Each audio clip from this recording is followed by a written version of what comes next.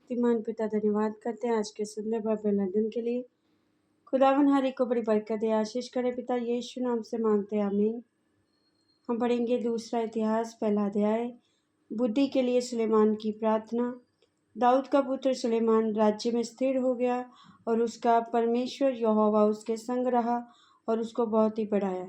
सुलेमान ने सारे इस्राएल से अर्थात शतपतियों, सतपतियों, न्यायियों और इस्राएल के सब प्रधानों से जो पितरों के घरानों के मुख्य मुख्य पुरुष थे बातें की।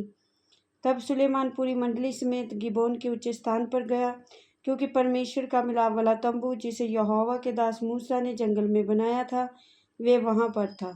परंतु परमेश्वर के संदूक को दाऊद क्रियातरीम से उस स्थान पर ले आया था जिसे उसने उसके लिए तैयार किया था। उसने तो उसके लिए यरूशलेम में एक तंबू खड़ा कराया था, पर पीतल की जो वेदी उरी के पुत्र बसलेल ने जो हूर का पोता बनाई थी वे गिबोन में यहोवा के निवास के सामने थी। इसलिए सुलेमान मंडली समेत उसके पास गया। सुलेमान ने वहीं उस पीतल की वेदी के पास जाकर जो यहोवा के सामने मिलाप वाले तंबू के पास थी उस पर 1000 होम बलि चढ़ाए।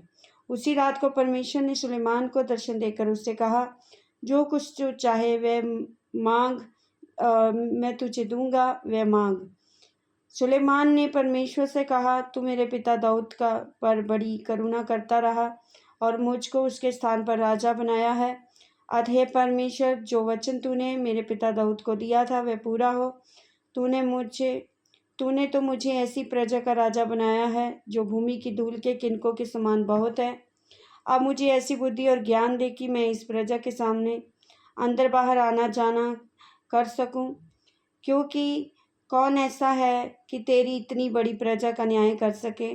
परमेश्वर ने सुलेमान से कहा, तेरी जो ऐसी ही इच्छा हुई, अर्थात तूने ना तो धन संपत्ति मांगी, ना ऐश्वर्य, ना अपने बैरियों का प्राण और ना अपनी दीर्घायु मांगी, केवल बुद्धि और ज्ञान का वर मांगा है, जिससे तू मेरी प्रजा का, जिसके ऊपर मैंने तुझे राजा नियुक्त किया है, न्याय कर सके।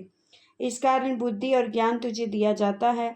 मैं तुझे इतनी धन संपत्ति और ऐश्वर्य भी दूंगा जितना ना तो तुझसे पहले किसी राजा को मिला, ना तेरे बाद किसी राजा को मिलेगा। तब सुलेमान ने गिबोन के ऊंचे स्थान से और मिलाप वाले तंबू के सामने से यरूशलेम को आया और वहां इस्राएल पर राज्य करने लगा। राजा सुलेमान की सामर्थ और ऐश्वर्य। फिर सुलेमान ने रथ और सवार इकट्ठे कर लिए और उसके 1400 रथ और 12,000 सवार थे, और उनको उसने रथों के नगरों में और यरूशलेम के राजा के पास ठहरा रखा। राजा ने ऐसा किया कि यरूशलेम में सोने चांदी का मूल्य बहुतायत के कारण पत्थरों का सा और देवदारों का मूल्य नीचे के देश के गुलरों का सा बना दिया। जो घोड़े सुलेमान रखता था वे मिस्र से आते थे, और राजा के व्यापारी उन्हें झुंड के झुंड ठहराए हुए दाम पर लिया करते थे।